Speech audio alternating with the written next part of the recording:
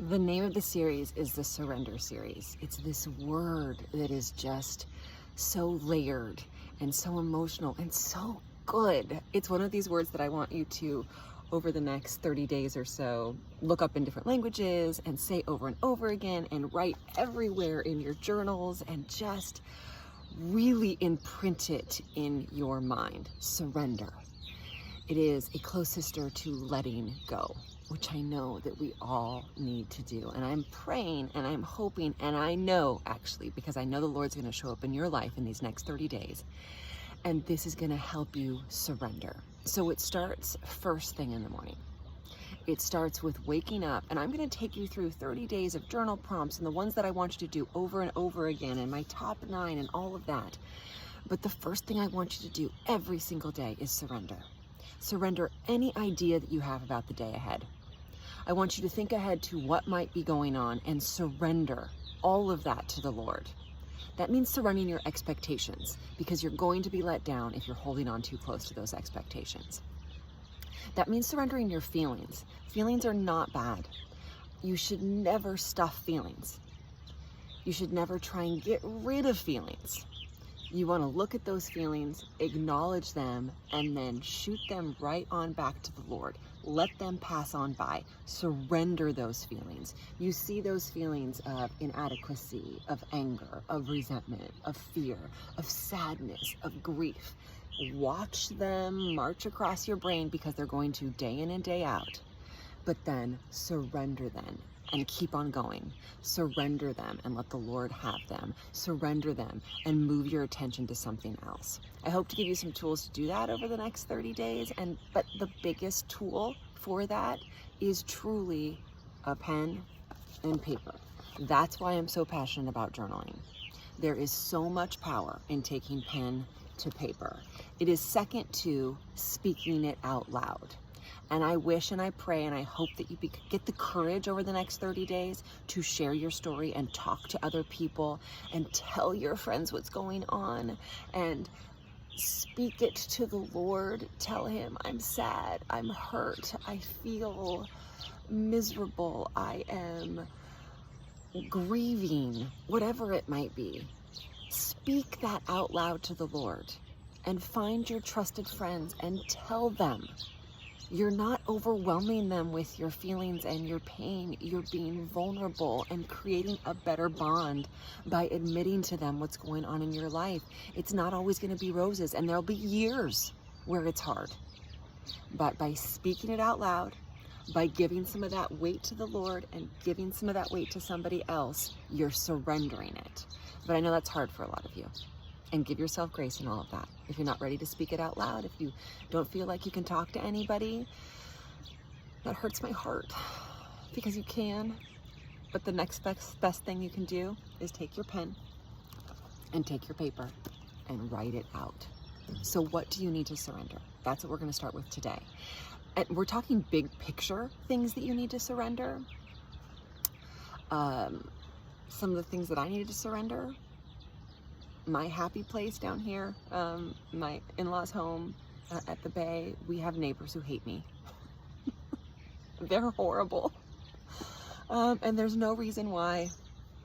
I just, it's one of those things. And I need to surrender that, because it's ruined my time down here, and it's ruined my peace and my connection to the Lord. And I really know that it is the devil and Satan trying to break down all of the things that bring me peace and bring me closer to the Lord. So I need to surrender that. And that means surrendering the need to be liked, because not everybody's going to like me. And I realize that. Surrendering the need to produce nonstop. I tend to not rest. I tend to just go and do and feel like my worth comes from creating and producing. I know the Lord wants me to do a lot of that, but there's times when I need to take a break and I just need to rest. Surrender perfectionism. That's a big one. What do you need to surrender? Write that down. Journal about that. And if you're struggling with the word surrender, it's letting go. What do you need to let go? Maybe it's a long-standing fight with somebody. It's a grudge. It is whatever it is. Write it down. Think about those things and start working on surrendering. It's a practice. It's not perfection. You're going to have to practice it forever, most likely. And then I want you to write down first thing in the morning, every single day, what do you need to surrender about the day ahead of you? Maybe you have a meeting coming up and you need to surrender your expectation to that, or your feelings of inadequacy, or your worry, or your fear, whatever it is, surrender that. And then at the end of every single day, you go back and you give, letting go and surrendering is another way of giving yourself grace. You give yourself grace for the mistakes you might have made, or the things that didn't go your way, or the times when you got stuck in a feeling, when the feelings came up and they were running through your head and all you could do was, sit prone and just be, a slave to whatever feelings they are. That's okay. That happens. We have those days, we have those times. Give yourself grace for that. But surrender the feelings that come from having the feelings you have about letting yourself have those feelings. Surrender is the word I want to weave in through the next 30 days. Take pen to paper, and then I hope you'll get the courage to actually speak it out loud. Speak it out loud to the Lord. Give it to your friends. Become more vulnerable, even in your seasons that are just horrible. Let me give you a verse.